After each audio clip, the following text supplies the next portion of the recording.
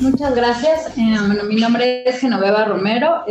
Soy enfermera especialista en atención al adulto en estado crítico y actualmente laboro en la unidad de cuidados intensivos del Instituto Nacional de Ciencias Médicas y Nutrición Salvador Subirán. Me pidieron que habláramos un poquito acerca de los cuidados generales en la unidad de cuidados intensivos del paciente con COVID-19. Bueno, esta primera imagen es parte de todo el equipo de trabajo en el turno de la mañana que labora día a día o que laboramos día a día de la mano, pues para tratar a este tipo de pacientes. Bueno, ¿cuáles son los objetivos de esta plática? Primero que nada, identificar los retos a los que nos enfrentamos como profesionales de enfermería ante esta pandemia. Proporcionarles una guía básica por escrito que responda a las necesidades actuales a las que todos nos estamos enfrentando.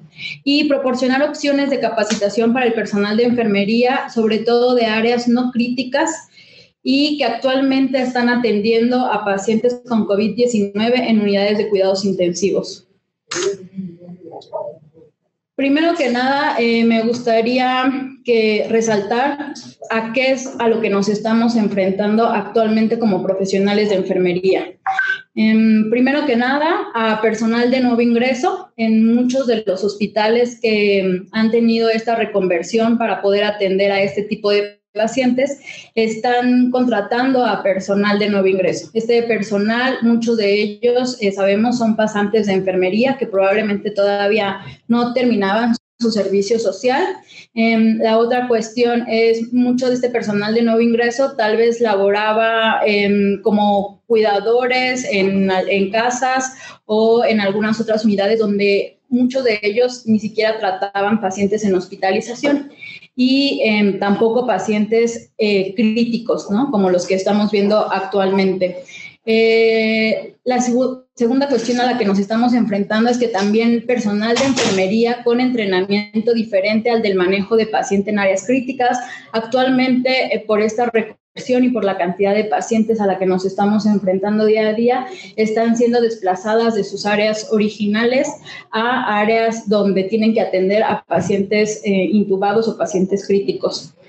La cantidad de pacientes en estado crítico, sabemos que en muchos de nuestros lugares de trabajo probablemente teníamos anteriormente cierto número de camas destinadas a este tipo de pacientes y actualmente pues la reconversión nos está llevando a que la cantidad de pacientes en estado crítico pues sea mucho mayor. Como ejemplo, en el instituto, originalmente nuestra terapia intensiva tiene una capacidad de 14 camas y contábamos con un área llamada semicríticos que contaba con 8 camas. Actualmente se hizo una reconversión de 20 camas más esas otras 8 camas semicríticos, donde también se están manejando pacientes con SIRA y actualmente se está terminando la reconversión de un área nueva donde va a haber capacidad para otros 15 pacientes.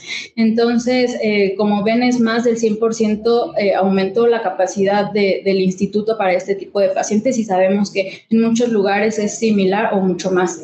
La instalación de nuevas áreas para el manejo de pacientes críticamente enfermos, el aumento de la relación índice enfermera-paciente y un punto muy importante es la dificultad en la comunicación.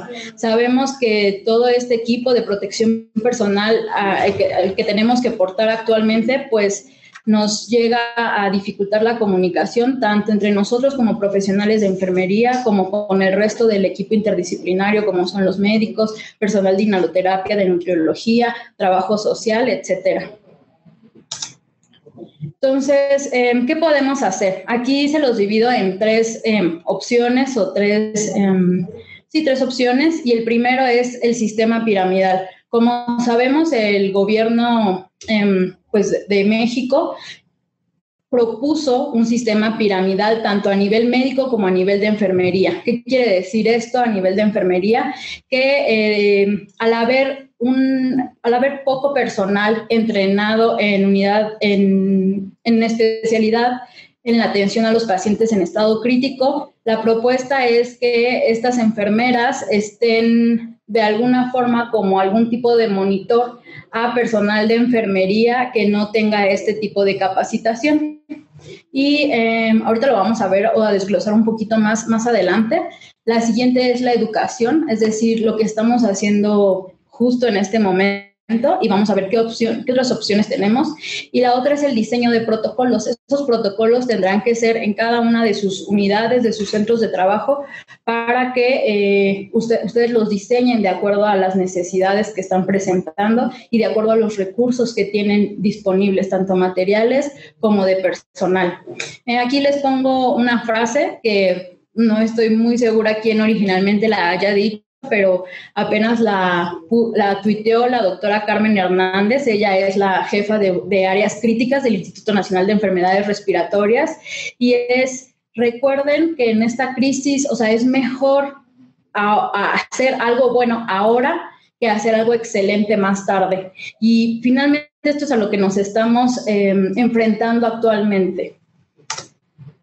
Bueno, vamos a desglosar un poquito lo que les platicaba del sistema piramidal. Yo sé que seguramente en muchos de sus hospitales sonará esto un poco o muy difícil por la carga de trabajo, por el personal de enfermería al que tienen disposición, pero incluso es una recomendación también para la parte médica, ¿no? Donde en este artículo nos recomienda que el personal de enfermería que ya tiene una previa experiencia en la unidad de cuidados intensivos y en la atención a este tipo de pacientes, vigile de 5 a 6 enfermeras, y esas enfermeras generales, perdón por decir, o generales o licenciadas en enfermería o con otra especialidad que no sea en atención al adulto en estado crítico, cuiden a su vez a 1 o a 2 pacientes. Entonces, como una especie de monitor, y es lo que se ha tratado de implementar en el instituto para disminuir los riesgos y mejorar los cuidados de enfermería que se le están dando a este tipo de pacientes. Bueno, dentro de esto mismo del sistema piramidal, como les comentaba hace rato, justo desde antes estaba ya descrito que en la fase 3 de esta pandemia la mortalidad de los pacientes aumenta, y se ha visto que el aumento en la mortalidad es precisamente por estas nuevas áreas y por este personal tal vez de nuevo ingreso o que no estaba relacionado con la atención a este tipo de pacientes, y es por eso que aumenta. Quisiera compartirles a lo mejor cada uno en sus experiencias de sus hospitales. Platicaba con alguien que me decía que en su hospital es un hospital que sufrió de reconversión y no estaban acostumbrados a tener este tipo de pacientes, y hasta hace un mes la mortalidad de sus pacientes intubados era del 100%. ¿Por qué? Porque tanto no tienen médicos, a lo mejor especialistas en terapia intensiva, ni enfermeras también con la especialidad en terapia intensiva, o tal vez con las destrezas y habilidades que requieren este tipo de pacientes de nuestra parte. Entonces, sí, la mortalidad es mayor. Nosotros en las áreas reconvertidas sí hemos visto un aumento en la mortalidad hasta de un 40% comparado con la unidad de cuidados intensivos original.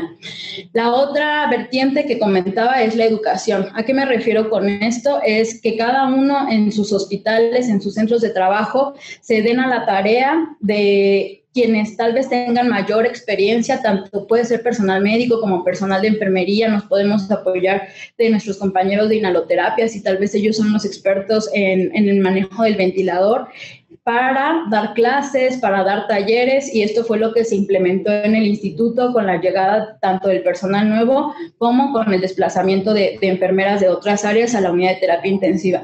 En la primera fotografía les muestro como una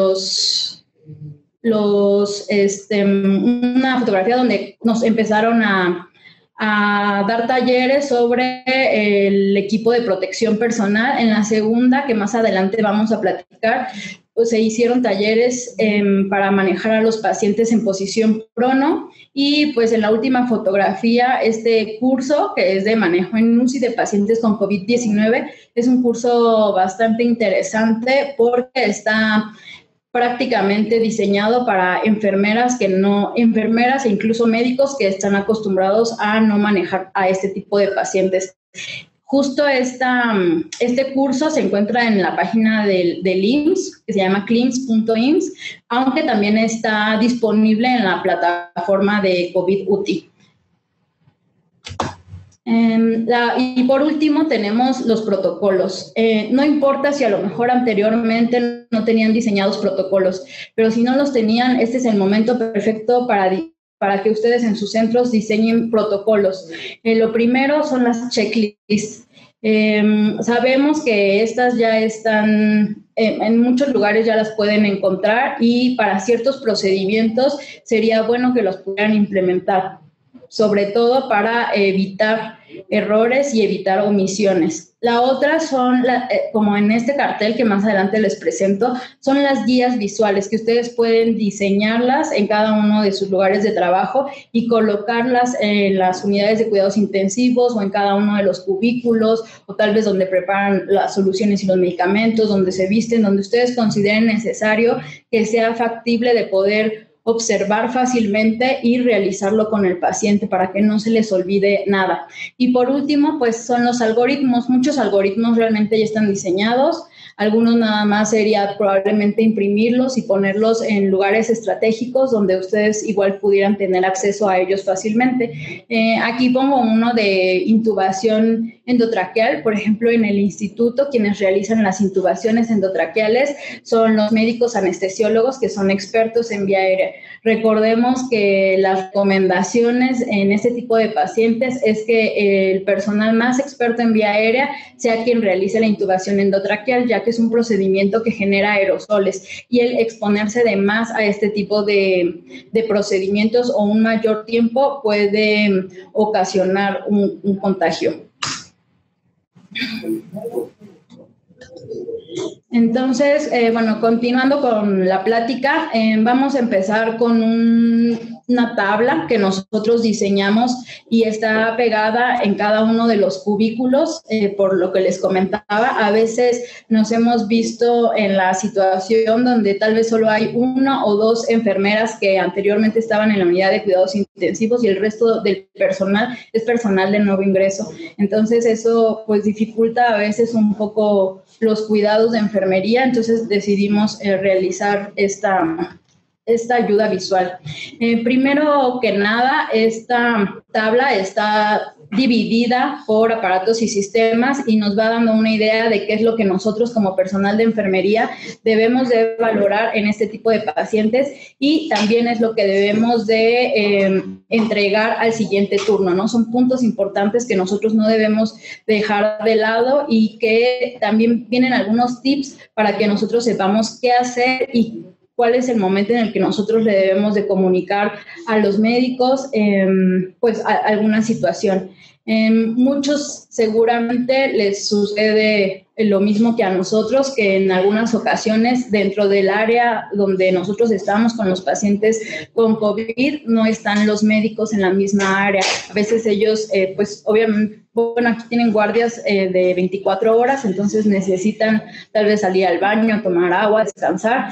Entonces muchas veces solo se encuentra el personal de enfermería a cargo de estos pacientes. Entonces debemos de tener bien claro qué es lo que debemos hacer, qué debemos de detectar y si detectamos alguna complicación, a lo mejor qué podemos hacer en lo que alguien con mayor experiencia o el médico llega para hacerse cargo de la situación. Primero que nada, en la parte neurológica, me gustaría hacer énfasis en que recordemos que estos pacientes deben de contar, sobre todo de manera inicial, con pseudoanalgesia. Sabemos que conforme van pasando los días y conforme van mejorando, ya podemos irlos despertando y la sedación se disminuye. Sin embargo, de manera inicial, igual esto es muy importante. Algo que deben de recordar siempre es que debemos de tener a los pacientes con analgesia. El tener un tubo es un procedimiento doloroso, aparte de todos los procedimientos que llegamos a hacer, como colocación de catéteres centrales, colocación de líneas arteriales, sondas nasoenterales, y muchas veces el solo hecho de que el paciente esté más de 24 horas en una cama acostado sin sin movilizarse le genera dolor. Entonces, recordemos que la analgesia siempre va a ser antes que la sedación y debemos de utilizar un analgésico podemos utilizar un analgésico antes de la sedación para lograr el grado de sedación deseada.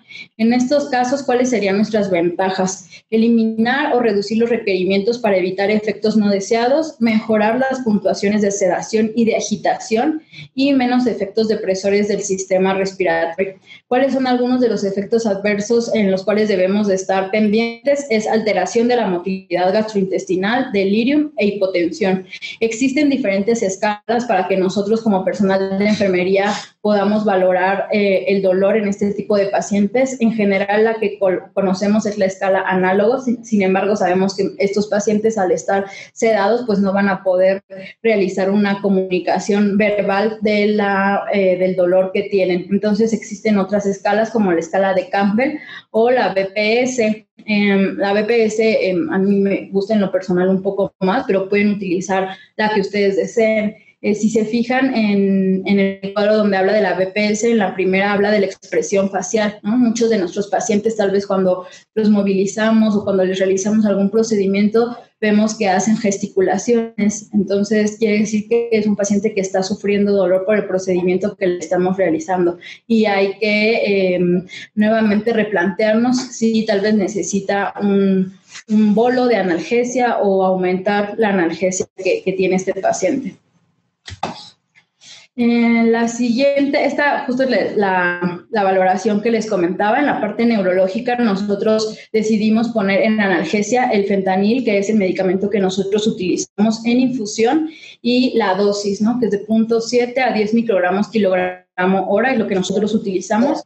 Y después en sedación utilizamos midazolam o propofol, y igual aquí están las dosis de 0.04 a 0.25 miligramos kilogramo hora y el propofol de 10 a 50 gamas. También decidimos poner las dosis máximas para tener como una seguridad en el manejo tanto de la analgesia como de la sedación, ya que llegó a suceder que a veces se iba aumentando y cuando a lo mejor se percataban ya se habían rebasado estas dosis y sabemos que pueden tener efectos secundarios en estos pacientes. Y los relajantes o bloqueadores neuromusculares que nosotros utilizamos son becuronio y cisatracurio, son los que tenemos disponibles y también los llegamos a utilizar en infusión. Aquí aparecen las dosis. El becuronio lo utilizamos de 0.8 a 1.4 gamas y el cisatracurio de 1 a 3 gamas. Aquí, si se fijan en la parte de metas, nosotros ponemos SAS de 1 punto o RAS de -5. La sedación, que es igual a sedación sin respuesta a estímulos, y es importante que el personal de enfermería conozcamos que necesitamos tener a esos pacientes completamente sedados, aquellos que tienen menos de 48 horas de haberse intubado, pacientes que se encuentran en posición prono, pacientes que tengan programado un valor de PIP de 14 o más arriba y pacientes que se encuentran inestables. Entonces, nosotros les ponemos, si tu paciente cumple con alguno de estos criterios y la enfermera detecta que el paciente no se encuentra completamente sedado, deberá avisar al médico, ya sea para que tal vez se suban las dosis de sedación o se agregue otro sedante. Por ejemplo, utilizamos midazolam más propofol y muchas veces, si a pesar de esto el paciente sigue presentando esfuerzos inspiratorios o más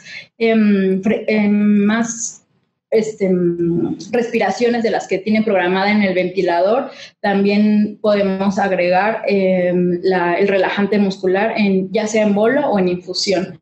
Y también ponemos aquí el paciente cuando se encuentra en ventana neurológica, mantener una vigilancia estrecha, ya que muchos de estos pacientes, por la cantidad de días que pasan con sedación y por las dosis de sedación que se utilizan, muchas veces despiertan en delirium y pudieran despertar agitados, y esto, como sabemos, llevar a una autoextubación o a retiro de catéteres o de sondas de manera no programada, y pues esto podría traer consecuencias para el paciente. Sobre todo en la parte de autoextubación, sabemos que si el paciente todavía no se encuentra listo, sobre todo en este tiempo, programar nuevamente una intubación. Son dos procedimientos que en ese momento son generadores de aerosoles, tanto la autoextubación como la reintubación del paciente.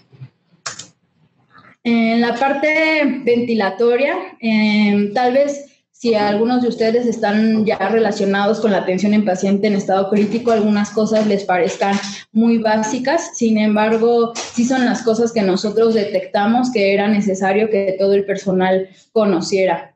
De manera inicial, que las enfermeras hagan entrega del dispositivo ventilatorio, es decir, qué número de cánula o tubo endotraqueal tiene el paciente y, muy importante, el número en el que se encuentra fijo el tubo endotraqueal.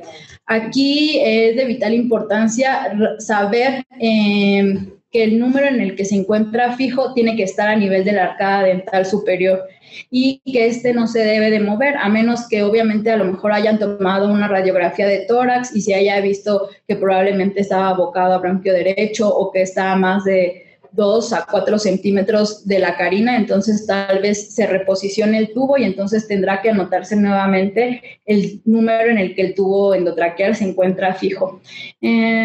¿Cuáles son los controles de seguridad que debemos de tener para el manejo del tubo endotraqueal? Las cintas para sujetar el tubo deben estar firmes. Sabemos que ya existen muchos dispositivos diseñados por las empresas para fijar estos tubos. Nosotros en el instituto no contamos con ellos. Nosotros fijamos los tubos ya sea con una cinta hecha de tela o con estas cintas como de algodón. Sin embargo, sí debemos de verificar que esté bien fijo el tubo y recordar siempre que no hay que fijar junto con el tubo el globo del tubo endotraqueal y verificar la posición del tubo revisando las marcas a nivel de la arcada dental superior. ¿En qué momento nosotros tenemos que revisar a qué número está posicionado el tubo? Al inicio de cada turno y siempre verificar el adecuado ajuste, por ejemplo, antes de movilizar al paciente y después de movilizarlo para ver que no se haya desplazado el tubo. La otra cosa que nosotros debemos de revisar son los parámetros ventilatorios. ¿Cuáles son? Existen, hay muchos otros, pero los básicos sería la FiO2, que es la fracción inspirada de oxígeno, el PIP, ¿no?, que es la presión positiva al final de la expiración, el volumen tidal, la frecuencia respiratoria y la presión soporte. Básicamente, el conocer estos 5 parámetros ventilatorios nos va a ayudar no solo a conocer la gravedad de nuestro paciente o en qué etapa de la ventilación nos encontramos con nuestro paciente, sino también el detectar que estos se encuentran por arriba o por abajo de lo que está programado, también nos puede orientar en algunas situaciones de urgencia. De este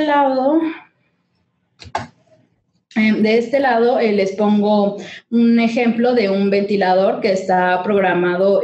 Algo importante es que deben detectar cuando están en algún modo controlado o cuando, como en este lado, están en un modo espontáneo, ¿no? Cuando estamos en un modo controlado, por ejemplo, como en este lado de la imagen, nosotros aquí vemos, está programada la frecuencia respiratoria, el PIP, el FiO2, y recordemos que estos parámetros que están en la parte baja son los parámetros que los médicos programan, y lo que tenemos aquí pues son lo que el paciente está haciendo. Entonces debemos de tener claro, por ejemplo, que si un paciente en una modalidad controlada tiene programada una frecuencia respiratoria de 26, lo que nosotros debemos de ver es que a este tipo de pacientes, a los que todavía los queremos tener bien sedados con un adecuado acoplamiento al ventilador, pues la frecuencia respiratoria que ellos están haciendo, que se puede ver aquí, debe de ser igual a la que está programada. Es decir, el paciente no tendría por qué estar haciendo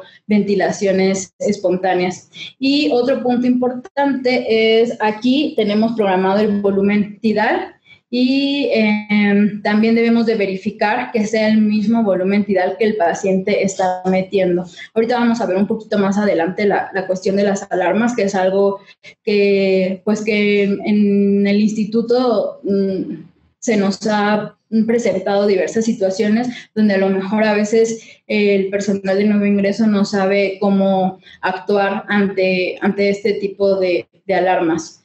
Y de este lado, pues tenemos a un paciente en modo espontáneo, en CPAP, está programado aquí el FiO2, tiene programado el PIP y tiene programado la presión soporte, ¿no? Entonces aquí podemos observar la frecuencia respiratoria, pero eso es, sabemos que son ventilaciones espontáneas del paciente. ¿Qué hacer ante ciertas alarmas? Si tenemos una saturación de oxígeno menor a 88%, lo primero que deben de verificar es que el oxímetro se encuentre bien colocado y que tenga una adecuada curva. Muchas veces nuestro oxímetro pudiera hacer que se mueva y a veces nos da una saturación más baja, incluso aunque no esté colocada al paciente y la curva no se ve de manera adecuada. Entonces es lo primero que siempre deben de verificar. Si esto está correcto, hay que aumentar la FiO2 y solicitar ayuda. Hay que tratar de identificar la causa por la cual el paciente está presentando esa desaturación súbita. Obviamente hablamos de desaturaciones súbitas donde teníamos a nuestro paciente con una saturación de oxígeno óptima y de un momento a otro comienza a disminuir la saturación de oxígeno. Primero que nada, pueden verificar que el tubo endotraqueal se encuentra en la misma posición. Como comentábamos, que no se haya desplazado ya sea hacia adentro o hacia afuera. Recuerden que muchas veces, incluso cuando se desplaza hacia afuera, puede estar herniado y el globo está ya prácticamente en cuerdas. Entonces, muchas veces lo que vamos a escuchar en esos pacientes se escucha la fuga o un tipo de gorgoreo o de ronquido en los pacientes. Entonces, seguramente si ustedes revisan en ese paciente a qué altura está colocado el tubo, va a estar más afuera de lo que ustedes lo recibieron originalmente. Verificar que el tubo endotraqueal esté permeable, es decir, ¿qué podemos hacer? Muchas veces los pacientes tienen secreciones e incluso una de las complicaciones que hemos tenido es que forman tapones con las mismas secreciones o coágulos porque presentan algún tipo de sangrado a nivel de las secreciones de la vía aérea y forman tapones. Entonces, obviamente, la cantidad de volumen que ingresa el paciente pues es menor. La siguiente es verificar que el paciente no esté mordiendo el tubo, sobre todo en pacientes que ya tenemos en ventana neurológica que pudieran despertar agitados. Estos pacientes a veces tienden a morder el tubo y obviamente eso obstruye el flujo de aire que permite la entrada del ventilador. Y el otro es verificar que no esté acodado el tubo. En paciente supino es difícil que un tubo se acode. Sin embargo, vamos a ver más adelante en los pacientes que están pronados, cuando nosotros realizamos el giro de la cabeza, que eso lo realiza el personal de enfermería únicamente con apoyo del camillero o tal vez con otro compañero enfermero, muchas veces el tubo se puede acodar. Entonces es importante que nosotros verificamos la permeabilidad del tubo.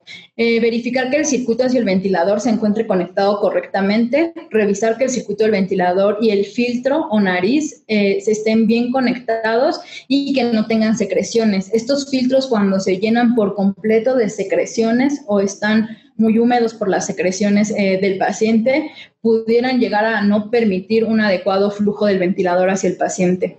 Verificar que no haya fuga, es decir, hay que revisar el globo del tubo endotraqueal y revisar los parámetros del ventilador, ¿no? Como comentamos justo aquí, también en esta tablita ponemos identificación de problemas con el ventilador que requieren valoración médica.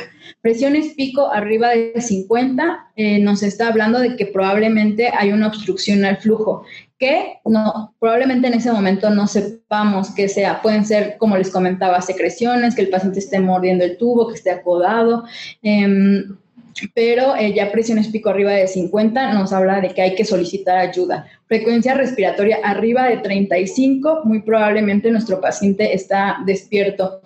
Volumen tidal por debajo de 200 mililitros, por algún motivo el ventilador no está entregando un volumen suficiente al paciente, entonces también necesitamos solicitar ayuda. Volumen tidal o volumen minuto alto, el paciente probablemente esté despierto. Curvas del ventilador irregulares, cortadas o dobles, nos está hablando de algún tipo de sincronía, probablemente de flujo, pero no importa si tal vez de manera inicial no la sabemos identificar, pero sí que sepamos que eso no es normal y que necesitamos pedirle ayuda a alguien. Y por último, frecuencia respiratoria baja y o apnea. Muchas veces cuando se colocan ya los pacientes en una modalidad espontánea, a veces los pacientes todavía se llegan a a quedar dormidos, o si por alguna equivocación se colocó en modalidad espontánea y el paciente todavía está bajo efectos de sedación, pues va a entrar la modalidad en apnea, ¿no? Y nos va a marcar apnea o frecuencia respiratoria baja. Entonces, tal vez todavía este paciente necesita estar en un modo controlado. Como siempre, tal vez si se les desatura y de manera inicial no saben qué hacer, pueden aumentar el FiO2 al 100% y solicitar ayuda. La otra, el otro punto que ponemos ahí en la parte ventilatoria es todas las acciones que el personal debemos de realizar para prevención de neumonías asociadas a la ventilación mecánica. Actualmente nuestros pacientes, un porcentaje de nuestros pacientes, aunque originalmente obviamente la neumonía era por el SARS-CoV-2, después de 1 o 2 semanas han presentado neumonías asociadas a la ventilación mecánica. Entonces es muy importante no dejar de lado todos estos cuidados que anteriormente y que originalmente se hacían con todo paciente intubado. Lo primero, sabemos que la recomendación más sencilla es mantener la cabecera de 30 a 45 grados, y aunque pareciera la recomendación más sencilla, muchas veces llegamos y vemos a nuestros pacientes casi acostados. Entonces, recordemos que esta es una intervención muy fácil de realizar. Enjuagues bucales con clorhexidina al menos una vez por turno. Las recomendaciones europeas nos hablan de enjuagues o de lavado cada 6 a 8 horas. Aspiración de secreciones por boca una vez por turno y por razón necesaria. Aspiración de secreciones por tubo endotraqueal, y es importante que nosotros registremos las características. Recordemos que dentro de los puntos para un diagnóstico de una nueva neumonía asociada a la ventilación mecánica está el cambio en las características de las secreciones. Entonces es importante que nosotros conozcamos cuáles eran estas secreciones previamente. El cambio del circuito cerrado nosotros lo realizamos cada 72 horas por el tipo de circuito que tenemos, pero es importante que ustedes, de acuerdo a la marca que manejen, hay algunas marcas que manejan el cambio cada 24 horas. Y el filtro también nosotros lo cambiamos cada 24 horas o antes si se humedece o se ensucia con secreciones. Y la otra es la medición del neumotaponamiento, que debe ser de 18 a 25 milímetros de mercurio. No quise dejar de lado esta intervención porque está ampliamente descrita como una intervención importante para la prevención de neumonías. Nosotros actualmente en el instituto no la estamos realizando porque la medición del neumotaponamiento nosotros la realizábamos con un baumanómetro. Entonces, cuando ustedes realizan esa medición, hay una fuga hasta de 1 mililitro. Entonces, muchas veces después de realizar la medición, simplemente por ese mililitro puede llegar a haber fuga, y como se considera que pudiera haber generación de aerosoles, por eso no lo realizamos. Sin embargo, sí es importante realizarlo. Y básicamente este es el protocolo que nosotros tenemos como instituto, pero sabemos que existen muchas guías europeas. Está la guía de neumonía cero neumonías de España, y cualquiera que ustedes puedan adaptar a sus hospitales o a sus centros de trabajo está bien, siempre y cuando las realicen. Estas acciones deben de realizarse siempre. Aquí en la diapositiva anterior les colocaba lo del cambio de circuito y el cambio de filtro, y aquí nada más les colocó cómo es que nosotros lo realizamos, ya que a lo mejor anteriormente si se hacía la desconexión tanto del circuito como del filtro no traía ningún tipo como de problema para nosotros. Sin embargo, recordemos que nosotros al desconectar estos es un evento generador de aerosoles. Entonces, tener listo de manera inicial el circuito cerrado, el filtro, una pinza grande y gasas. Como segundo punto, colocamos en stand-by el ventilador, ya dependiendo de cada uno de los modelos que ustedes manejen. Pinzamos el tubo endotraqueal, como pueden ver en esta imagen. Desconectamos, realizamos el cambio del circuito y del filtro, y conectamos los nuevos, asegurando una adecuada conexión. y por último despinzamos el tubo y reiniciamos el ventilador. Se sugiere que siempre estemos acompañados de alguien si a lo mejor es las primeras veces que lo realizamos y todavía no nos sentimos muy seguros de realizar este procedimiento. El otro punto que nosotros ponemos en esa parte de la valoración ventilatoria es la PAFI. Sabemos que a lo mejor para muchos de ustedes ya es un concepto común, pero incluso en el instituto todavía siguen contratando personal de nuevo ingreso, incluso la semana pasada llegó personal nuevo y este tipo de conceptos los desconocen, entonces por eso nos pareció importante colocarlo para que todos tuvieran acceso a ello. ¿Qué es? Pues sabemos que es la relación entre el valor de la PaO2, que debe estar en una gasometría arterial, y la FiO2, que es un parámetro que nosotros vamos a encontrar en el ventilador, en este caso en esta parte. ¿Cómo lo calculamos? Dividimos la PaO2 entre la FiO2, que debe de estar en decimales, y aquí les pongo un ejemplo, PaO2 de 65 entre 0.40 162. Más adelante platicamos de esta clasificación, pero como ya sabemos, la clasificación de este valor de PAFI nos ayuda a saber si nuestro paciente está en una clasificación de CIRA leve, moderado o grave. Sin embargo, recordemos que una PAFI menor a 150 nos habla de un paciente grave e incluso este es el corte que se utiliza para determinar si un paciente deberá pronarse o no. Entonces, por eso nos pareció importante como poner este corte. En lo que sigue es pues la parte hemodinámica o la parte de la circulación, donde ponemos un punto que es frecuencia cardíaca, valorar la frecuencia cardíaca, que lo normal es de 60 a 100, frecuencias menores a 50, mayor a 130, avisar al médico, valorar el ritmo cardíaco, que debe ser sinusal, y simplemente si se detecta algún cambio en la monitorización, avisarle al médico. Valorar si el paciente cuenta con línea arterial o presión arterial no invasiva. La mayoría de nuestros pacientes cuentan con línea arterial, ya que, como sabemos, estos pacientes van a necesitar de gasometrías arteriales constantes. Entonces, aparte de tenerlos monitorizados, pues obviamente nos sirve para no estar tomando muestras y picando al paciente constantemente. Recordemos que la TAM debe de ser mayor a 65 milímetros de mercurio y menor a 100. Si la PAM es menor a 65, hay que avisar y probablemente requiere el inicio de norepinefrina, que como sabemos pues es nuestro vasopresor de elección. También ponemos aquí como tip que si el paciente tiene infusión de norepinefrina, aumentar la dosis 1 mililitro cada 3 a 5 minutos hasta alcanzar metas de TAM.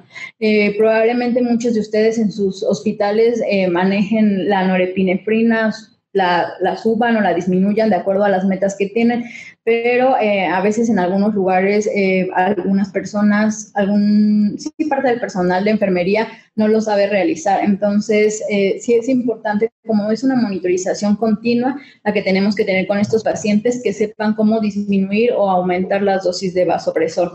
Y aquí por último, pues ponemos la norepinefrina como dosis de 0.05 a una gama y ponemos las diferentes diluciones que nosotros utilizamos en el instituto y aquí ponemos la fórmula que el personal puede utilizar para convertir sus mililitros por hora a microgramos kilogramo minuto. Nosotros consideramos importante que el personal conozca la dosis a la que se le está administrando el vasopresor al paciente, porque eso nos habla de la gravedad.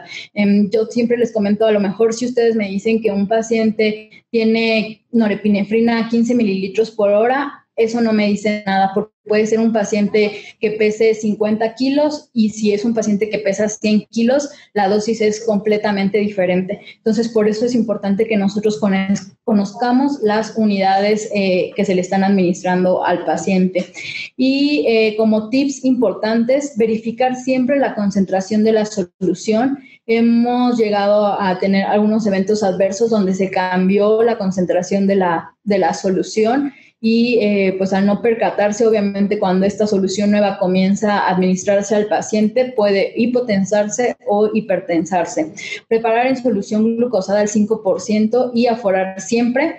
Pueden disminuir o aumentar la tasa de infusión 1 mililitro cada 3 a 5 minutos y si cambian la concentración deberán de purgar un nuevo equipo y solicitar apoyo para realizar el mismo. Aquí pongo los diferentes vasopresores que tal vez ustedes pudieran utilizar en sus lugares de trabajo. Sin embargo, creo que sí, en la mayoría de los hospitales cuentan con la norepinefrina, pero también pudieran utilizar epinefrina, dopamina, fenilefrina y vasopresina, que en nuestro caso particular sí lo llegamos a agregar como segundo vasopresor cuando ya tenemos dosis altas de norepinefrina. Les quería poner estas tablas, estas como imágenes. Estas las pueden encontrar en internet. Fueron diseñadas por la Asociación de Enfermeras Especialistas en Cuidado Crítico y están disponibles si ustedes las buscan, y precisamente están diseñadas. Las diseñaron ahorita en esta época de la pandemia para colocarlas igual de manera visible y que les ayudara al personal que no está acostumbrado a manejar a pacientes no críticos. Y son diferentes tarjetas que les voy a ir presentando a lo largo de la plática. Por ejemplo, esta nos habla de evaluación rápida de procedimientos y de alarmas en el electrocardiograma. Realmente prácticamente lo que viene aquí es lo que yo les comentaba anteriormente, pero estas ya están diseñadas. Si se fijan, aquí dice recursos de procedimientos de revisión rápida para el personal de cuidados no críticos. También estas se encuentran en el curso que les comentaba de cuidados en la UCI del paciente con COVID, que también está disponible en esta misma plataforma o en la página que les comenté. Y aquí habla del manejo seguro de inotrópicos y vasopresores. Entonces, creo que sí trae como consideraciones clave. Por ejemplo, aquí en la parte de acceso dice que debe ser administrado a través de la línea central con un lumen dedicado exclusivamente a él. Asegurarse de que la línea inotrópica está claramente etiquetada. ¿Por qué? Porque sabemos que el administrar un bolo o mayor cantidad de este tipo de medicamentos puede ser muy perjudicial para cualquier paciente. Las bombas incluso nos habla como de cuestiones de seguridad que a veces a lo mejor no tomamos en cuenta, como que siempre deben de estar conectadas y no podrían apagarse de un momento a otro y probablemente no darnos cuenta. Y sabemos que la vida media de este tipo de medicamentos es muy corta, de 1 a 3 minutos, entonces ese es tiempo suficiente para que nuestro paciente pudiera sufrir una hipotensión severa.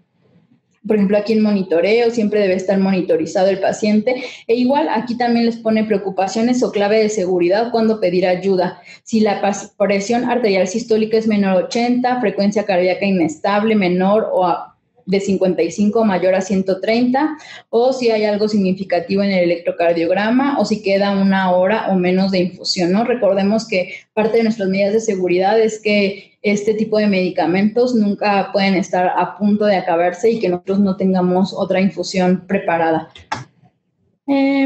Pues hasta ahí en la parte de hemodinámica. Sabemos que si presentan algún tipo de arritmia, pues ya existen ampliamente descritos los algoritmos que debemos de utilizar por la AJA con este tipo de arritmias. Entonces, en lo metabólico ponemos 4 puntos importantes. La alimentación, el tipo de nutrición enteral es lo que debemos de entregar y pasar al siguiente turno. La NET, algo importante es que se debe de verificar con el médico de guardia que la sonda nasoenteral se encuentre en adecuada posición. En el instituto nosotros colocamos sondas nasoenterales y procuramos que queden postpilórica. A lo mejor muchos en sus hospitales utilizan sondas nasogástricas. Tampoco se ha visto que en la bibliografía que haya una gran diferencia entre las sondas que quedan en cámara gástrica con las que quedan a nivel postpilórica. En cuanto a la disminución en la incidencia de neumonías asociadas a la ventilación mecánica, sin embargo, nosotros así lo realizamos y verificamos su adecuada posición, no solo auscultando, sino tomando una placa toracoabdominal. Y hasta que ésta esté tomada, no se deberá de iniciar la nutrición enteral. Habitualmente, nosotros manejamos la nutrición enteral de manera continua durante las 24 horas, entonces esta la iniciamos a 20 mililitros por hora y la incrementamos cada 4 horas hasta alcanzar la dosis que se encuentra indicada en nuestro paciente. En caso de intolerancia, ya sea como distensión abdominal, diarrea o vómito, se deberá de suspender la NET y permeabilizar con agua la sonda y avisar al médico. Y también un punto muy importante es que ponemos suspenderla en caso de dosis de norepinefrina mayor a 0.2 microgramos kilogramo minuto. Por eso aquí es donde creemos importante que el personal de enfermería sepa calcular las unidades del vasopresor que está manejando para que sepa cuando tenga que pausar la alimentación enteral. La otra es la glucosa. Verificar glucosa capilar por lo menos una vez por turno y recordar que en los pacientes en estado crítico las cifras de glucosa son diferentes al de otros pacientes. Nuestras metas son de 110 a 180. Aquí les colocamos que pacientes con cifras arriba de 180, preguntar por el esquema de insulina rápida que se deberá de administrar. Muchas veces se administra subcutánea, pero recordemos que en los pacientes en estado crítico, sobre todo en pacientes que tengan datos de hipoperfusión, es preferible la administración de insulina rápida de forma intravenosa, ya que eso asegura una mejor absorción. Y si tenemos más de 2 tomas arriba de 180, hay que preguntar para verificar si podemos iniciar una infusión de insulina intravenosa. Y ponemos si glucosa menor a 70, administrar 50 mililitros de glucosa al 50% y avisar al médico. El perímetro abdominal lo medimos una vez por turno. Y en cuanto a la insulina, pues recordar que es un medicamento de alto riesgo. Se deberá de cambiar la solución cada 6 horas porque recordemos que la insulina se adhiere a las paredes internas tanto del equipo como de la bolsa de solución y el equipo lo cambiamos cada 24 horas. Aquí no ponemos como tal el algoritmo para ir aumentando o disminuyendo la tasa de infusión, pero recordemos que eso puede ser, o sea, que ustedes en sus institutos, en sus hospitales lo acuerden. Hay diferentes estudios y que ya traen los algoritmos para manejar este tipo de infusión y siempre y cuando sus metas sean las que aquí mencionamos, entre 110 y 180, y que cuando tenemos un paciente con infusión de insulina, la glucosa se deberá de verificar cada hora. En la parte renal o de eliminación lo dividimos en 2. Lo primero, el volumen urinario.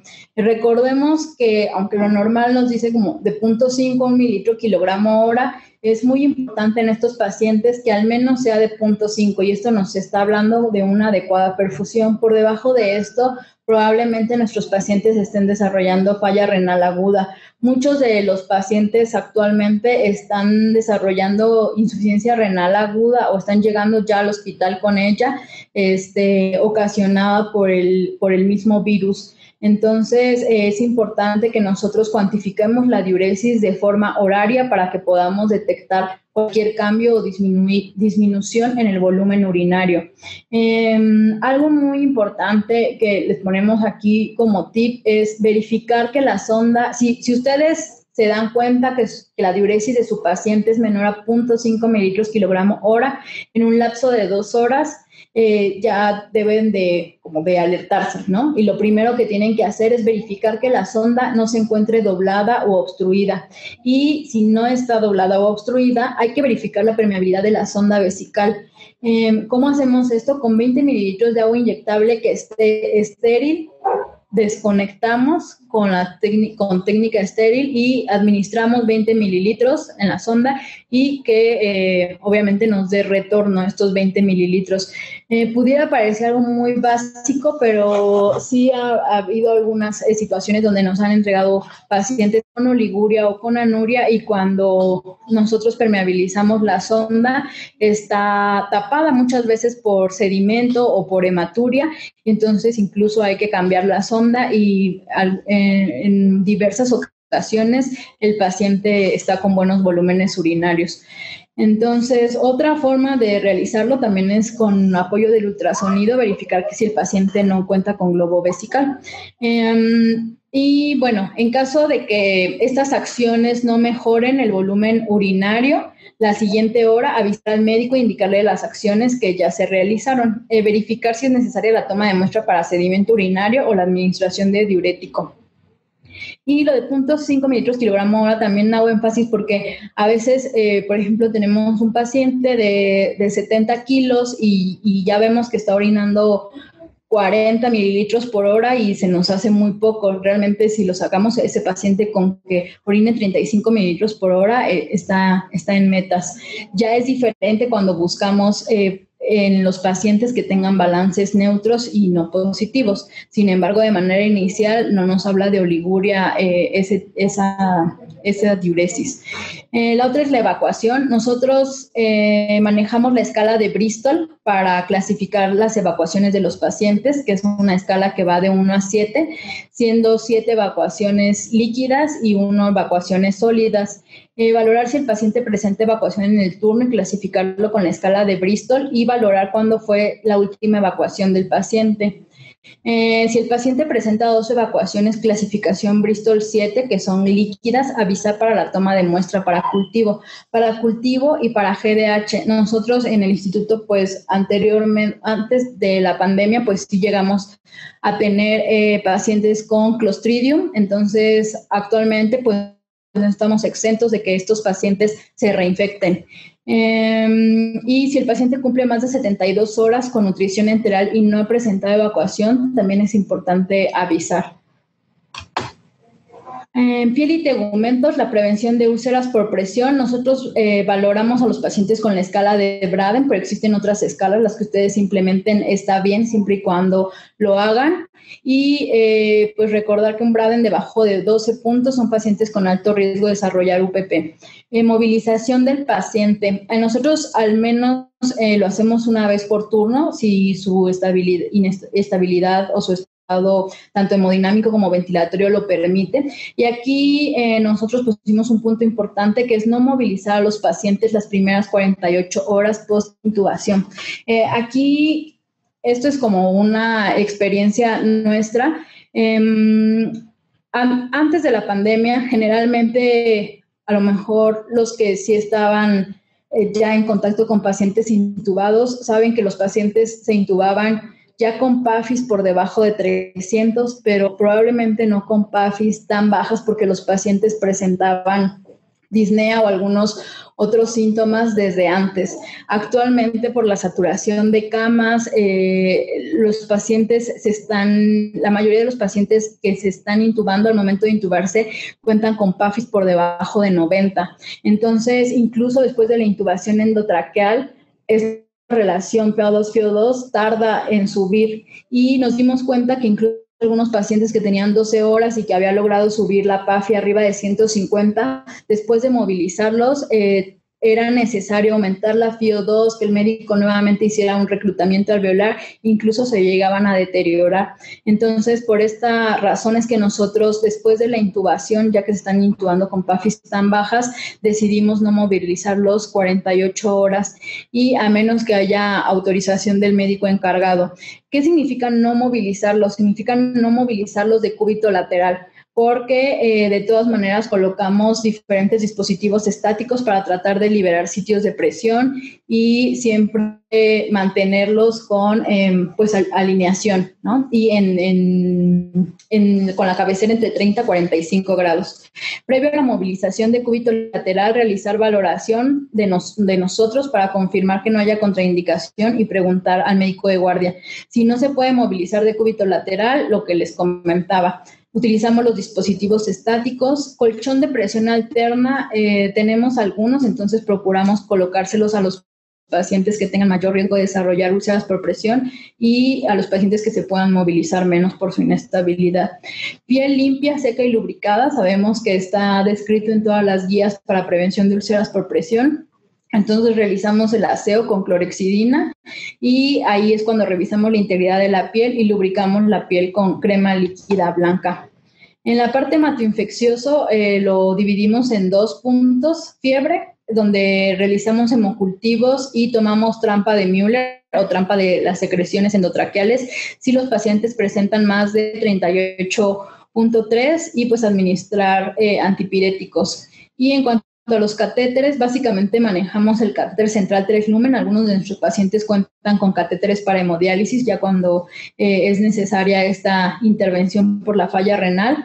Y nosotros, por protocolo institucional, realizamos la curación cada 7 días o antes, obviamente, si es necesario, porque la curación se encuentra despegada o hay sangrado, está húmeda. Y dentro de las recomendaciones es vigilar que no haya datos de infección. Al realizar la curación, verificar que se encuentre fijo entre 15 y 20 centímetros y menos de 15 centímetros, revisar si los lúmenes tienen un adecuado retorno venoso y la fijación está adecuada. Si no, hay que avisar al médico. Algunos de nuestros catéteres o varios de nuestros pacientes hemos tenido que realizar cambio de catéter porque se han desplazado. Ahorita vamos a ver, sobre todo en los pacientes que están en posición prono. La línea arterial la realizamos la curación cada 7 días o antes por razón necesaria y se debe de dejar el sitio de inserción siempre descubierto. El cambio de solución lo realizamos cada 24 horas y es con solución heparinizada. Y es importante recordar que aparte de verificar que no haya datos de infección, siempre se debe de verificar que no haya hipoperfusión a nivel distal de la zona donde se encuentra colocada la línea arterial.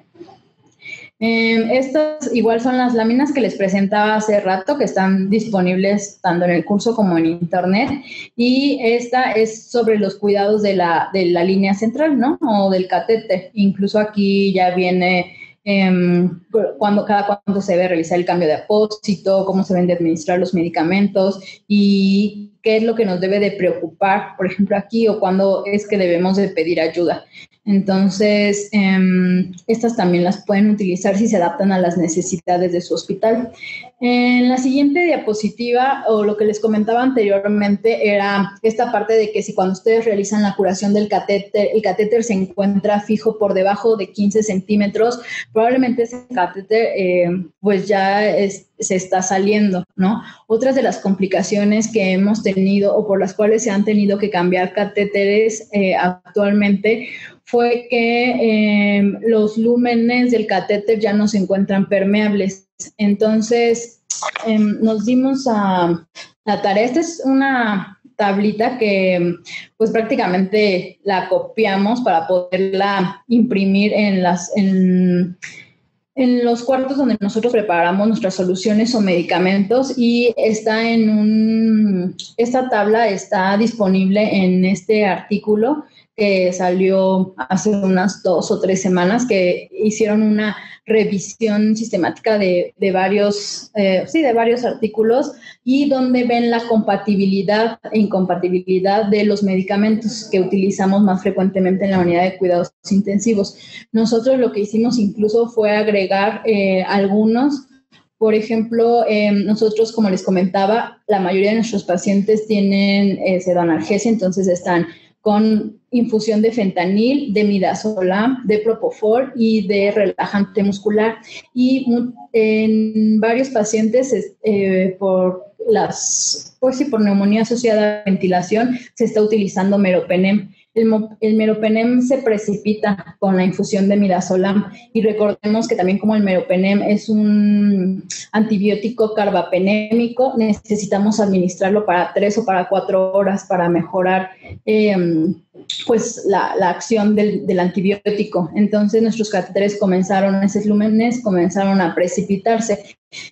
Como les comentaba, a lo mejor en otro lumen solo tenemos los vasopresores, en otro lumen solo el propofol. A veces nuestros pacientes tienen infusiones de furosemide, infusión de insulina o algunos otros antibióticos. Entonces, los catéteres que utilizamos son de 3 lúmenes, y eso va complicando las cosas, ¿no? Para nosotros como personal de enfermería, de qué medicamentos podemos poner con cuáles y cuáles no son compatibles entre sí. Entonces, para tratar de disminuir esta incidencia de que los lúmenes pues se precipitaran y esos catéteres se tuvieran que cambiar, pusimos esta tabla donde se ve cuáles son los medicamentos compatibles entre sí. Aquí está la otra lámina donde habla de los cuidados a la línea arterial. Incluso viene aquí cómo realizar la calibración del transductor, cuáles son los cuidados que ustedes deben de tener, cómo debe ser la forma de la onda que ustedes deben de ver en el monitor, y que si no está como aquí viene, ¿no? Que debe ser la onda de la sístole y la onda dicrota, o tal vez si la ven amortiguada o con una morfología diferente, deben de saber que probablemente su monitorización en ese momento no está siendo correcta. Esto es muy importante porque pues muchas veces a lo mejor podemos alertarnos y pensar que el paciente necesita de mayor dosis de vasopresor o menor dosis y estar cometiendo algún error. Como anteriormente vieron, también otra estrategia que ustedes podrían utilizar en sus hospitales es implementar esta mnemotecnia, ¿no? Que seguramente muchos de ustedes ya la conocen, que es FastHog BID. Originalmente esta pues fue diseñada nada más como FastHog y se han ido agregando pues otros puntos a lo largo de los años y pues básicamente es pues lo que debemos de tener siempre en cuenta en cualquier paciente en estado crítico, ¿no? Y actualmente sabemos que prácticamente no les estamos dando ningún tipo de tratamiento a estos pacientes, ¿no? Lo único que estamos haciendo es darles un soporte ventilatorio, un soporte hemodinámico, pero realmente como tal un tratamiento como cuando tenemos una neumonía bacteriana en que les damos antibiótico a los pacientes, no lo tenemos aún. Entonces, el soporte debe de ser impecable, todo el soporte que le podamos dar a estos pacientes. Entonces, en esta mnemotecnia tenemos la F, que nos habla de alimentación, donde nos recomienda que obviamente se prefiere la alimentación enteral sobre la parenteral. La A de analgesia, la S de sedación, aquí recordando que en algunos pacientes pues va a ser necesario y a lo mejor en otros conforme van mejorando y los parámetros ventilatorios van disminuyendo y la PAFI se mantiene por arriba de 150, ya no será necesaria la sedación y esta se puede suspender. La T de tromboprofilaxis. Aquí también me gustaría compartirles que en el instituto pues sí estamos dando anticoagulación total a la mayoría de los pacientes que están en áreas críticas y más que tromboprofilaxis, pero si no se puede dar anticoagulación total, deberán de pensar en tromboprofilaxis, ya sea con medicamento o de forma mecánica. HED, ¿no? Cabecera de 30 a 45 grados, la U de prevención de úlceras por estrés, sabemos que en general la que se recomienda pues es el omeprazol, glucosa, el control de la glucosa, igual entre 110 y 180, la S de prueba de respiración espontánea, la B de instaurar rutina intestinal. Recuerdan que en la parte de de eliminación les hablaba de las evacuaciones y que si el paciente lleva más de 72 horas con nutrición enteral y no ha evacuado, hay que avisar, porque muchos de nuestros pacientes, por ejemplo, los pacientes que están con sedación y analgesia, los movimientos peristálticos pues se ven disminuidos, ¿no? La I de retiro de líneas, catéteres y sondas en cuanto es posible. Recordemos que cualquier catéter, sonda, tubo es puede conllevar a que el paciente sufra de una nueva infección. Entonces, en cuanto ya no sean necesarias, hay que retirarlas. Y por último, el retiro de antibióticos. Y bueno, ya por último, les quería platicar como un poquito de los cuidados a los pacientes en posición prono, recordando que pues esta técnica ya se encuentra descrita desde hace muchos años y pues anteriormente pues tal vez era poco conocida para muchos. En el instituto ya llevamos varios años realizando esta técnica, sin embargo les podría compartir que tal vez teníamos entre 12 a 15 pacientes por año que era necesario pronar. Sin embargo, ahorita por lo menos el 50% de nuestros pacientes está requiriendo de pronación y probablemente muchos de ustedes en sus hospitales se están enfrentando a esta misma situación. Recordar que es una estrategia para los pacientes que presentan SIRA y pues que el SIRA en el 2011 con la nueva definición de Berlín se toman estos 4 factores, que es la temporalidad, ¿no? La aparición en menos de una semana, opacidades bilaterales y el origen del edema, que no debe de ser de origen cardíaco, y lo que comentábamos hace un momento acerca de la relación PaO2-FiO2, donde nos clasifiquen leve, moderado y severo. Entonces, bueno, nosotros cómo realizamos la preparación al paciente para colocarlo en decúbito prono. Igual nosotros, como les enseñé en un principio, realizamos un cartel para ayudar al personal que no tiene mucha experiencia con esta técnica a hacerlo de manera correcta y que no se nos olvide nada. También otro punto importante es que por ejemplo, anteriormente quienes realizaban esto pues únicamente eran los médicos intensivistas en la terapia intensiva. Actualmente pues en las demás áreas se encuentran médicos de otras especialidades como medicina interna, gastroenterología, anestesiólogos y por ejemplo ellos estaban relacionados con esta técnica, ¿no? Entonces, primero que nada, como nosotros como enfermería, pues confirmar la indicación. Aquí algo importante que me gustaría recalcar es que nosotros debemos de recordar que pacientes, como les comentaba en la entrega, algo importante que ustedes deberían de comunicar y de conocer es la relación PaO2-FiO2 que tiene su paciente, porque eso a ustedes les va, o no, a nosotros nos da una idea de cuál es la gravedad de nuestro paciente. Y si es un paciente que probablemente acaba de ingresar y lo intubaron, le realizaron reclutamiento alveolar, tiene parámetros altos y a pesar de eso la relación PAFI está por debajo de 150, debemos de saber que es un paciente que probablemente necesite de colocarse en posición prono. Entonces eso siempre nos va a dar una idea de la gravedad de nuestro paciente. Entonces, confirmar la indicación. Como segundo punto, debemos de asegurar un SAS de 1 punto o RAS de -5.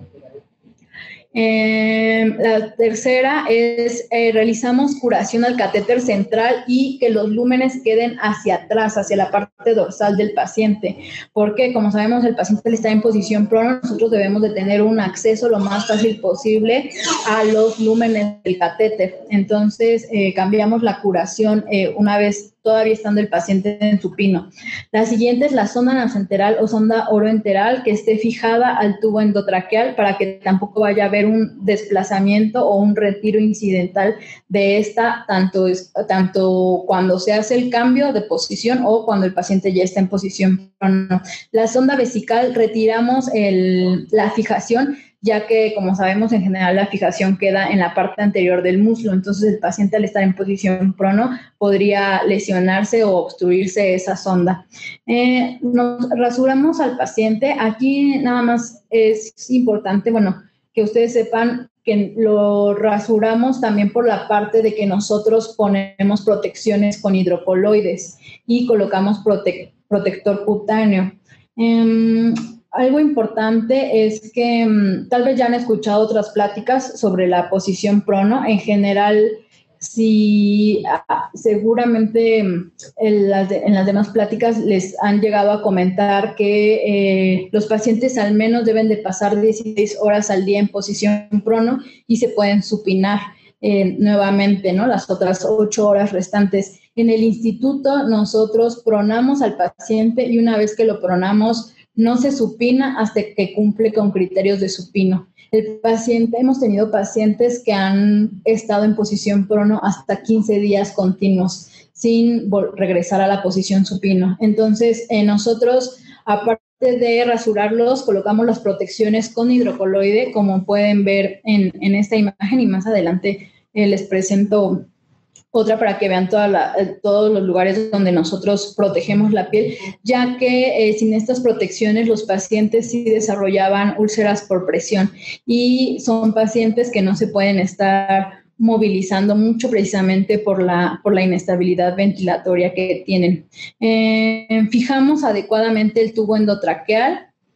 Y la otra es fijamos adecuadamente y curamos la línea arterial desde antes de pronarlo y pues contar con todo el material que es necesario para la posición prono, que es nuestra ropa de cama, 5 electrodos y los dispositivos estáticos y el pañal. Aquí quiero hacerles énfasis que esta es la técnica que nosotros utilizamos porque he visto, que ya se han difundido muchos videos acerca de cómo pronar a los pacientes y la posición de los dispositivos que he visto que cómo se colocan en otros hospitales es diferente a cómo nosotros lo realizamos. Durante el procedimiento, ya que tenemos listo a nuestro paciente para pronarlo, el equipo de salud debe de estar completo. Esto que involucra que en vía aérea siempre debe de estar un médico que sea capaz de reintubar al paciente en caso de que durante la posición prono haya una extubación fortuita. No es necesario forzosamente que sea un médico intensivista, pero sí un médico que sepa manejar la vía aérea. Afortunadamente no hemos tenido nunca esta complicación, sin embargo es una complicación que está descrita. La otra es administración de medicamentos. Sí es importante que administremos relajante muscular al paciente previo a la pronación. Retiro de soluciones y equipo de línea arterial. ¿Qué quiere decir esto? Que a lo mejor si tiene una solución de base o soluciones como sedonalgesia que se puedan retirar mientras hacemos el cambio, se puede realizar. Obviamente no desconectar vasopresores ni inotrópicos. Y nosotros únicamente dejamos la monitorización de la oximetría durante todo el tiempo. El resto de la monitorización con del electrocardiograma la retiramos para que cuando el paciente se encuentra de lado poder retirar los electrodos, ya que si no quedarían por debajo del paciente y podrían lesionarlo. Como pueden ver en esta imagen, nosotros, aquí está el médico encargado de la vía aérea, el camillero y la enfermera. Incluso la pronación se puede realizar con 3 personas únicamente. Lo que hacemos de manera inicial es, como pueden ver aquí, esta es la cama y recorremos al paciente de lado para que la enfermera pueda tender la cama, o sea, la mitad de la cama. Cuando hacen esto, lo que hacen es girarlo de cúbito lateral y pronarlo, y se tiende la cama del otro lado.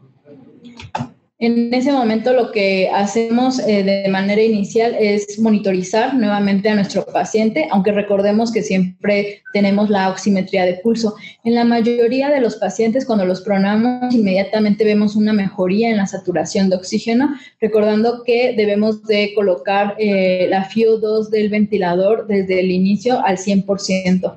Y lo más probable, como les comentaba, era que vean una mejoría porque inmediatamente se comienzan a ver los beneficios de la posición prono. Y comenzamos a colocar los dispositivos.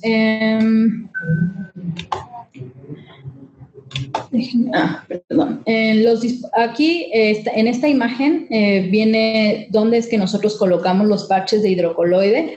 Aquí es por arriba de las mamas. Este es por debajo de las mamas, en la parte del abdomen. Y los dispositivos van colocados en esta zona, va el primer dispositivo. Prácticamente los hidrocoloides lo que protegen son esas zonas de presión. Los otros 2 dispositivos son en laterales. Aquí se coloca otro dispositivo para que las rodillas queden liberadas de presión, y el último dispositivo queda justo en esta zona, donde debemos de ver que, como en esta imagen,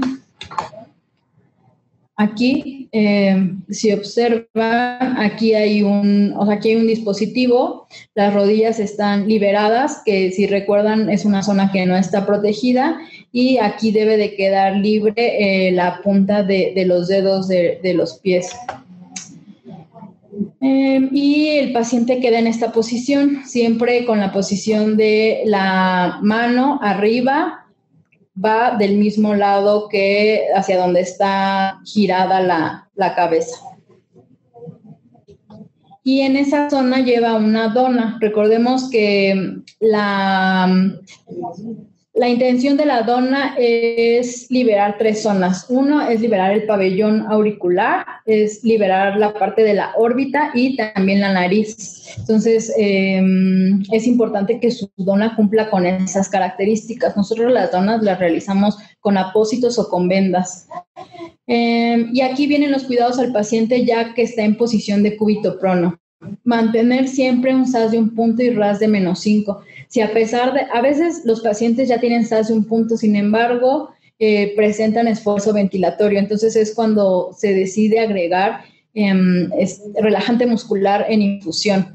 que en teoría debería de ser hasta por máximo 48 horas, pero hemos tenido algunos pacientes que ha sido necesario administrarse por más tiempo. La rotación de la cabeza. Ahora, estos cuidados que les voy a mencionar aquí son exclusivamente del personal de enfermería. Los médicos, pues incluso a veces desconocen estos cuidados que nosotros llevamos a cabo. La rotación de la cabeza y de los miembros torácicos debe ser cada 2 horas, previa valoración ventilatoria y con ayuda del camillero. La posición siempre debe ser cabeza-mano. En los hombres es muy importante que liberemos la presión en genitales. Recordemos que como van a estar en posición de cúbito prono, queda colocado el pañal y los genitales deben de estar liberados, si no pueden llegar a desarrollar úlceras por presión en la zona del pene o del escroto. Y en mujeres es importante que queden liberadas las glándulas mamarias. Las mamas no van cubiertas con ningún tipo de dispositivo, sino que quedan liberadas con ayuda de los dispositivos estáticos. Revisar siempre los dispositivos invasivos, garantizando la fijación correcta siempre.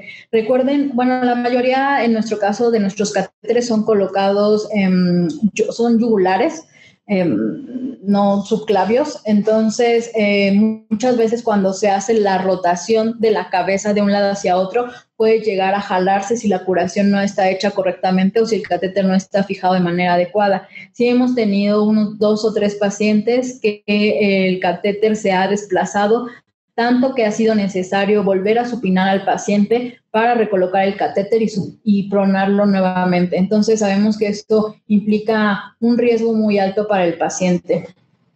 Con cada rotación de cabeza, recordar liberar la presión en oreja, lo que les comentaba, órbita ocular y nariz, así como asegurar que el tubo se encuentre permeable. Lo que les comentaba, cuando nosotros giramos, hacemos la rotación de la cabeza, a veces el tubo se puede llegar a acodar precisamente por la posición. Entonces, incluso a veces, por ejemplo, si acaban de rotar la cabeza y el ventilador comienza a sonar con presiones pico elevadas o con volúmenes tidales bajo, aparte de verificar que no tenga secreciones y los otros puntos que ya les comenté anteriormente, hay que revisar si el tubo no está acodado. Nosotros lo que hacemos es meter el dedo para seguir como una guía el tubo y verificar que no esté doblado el tubo.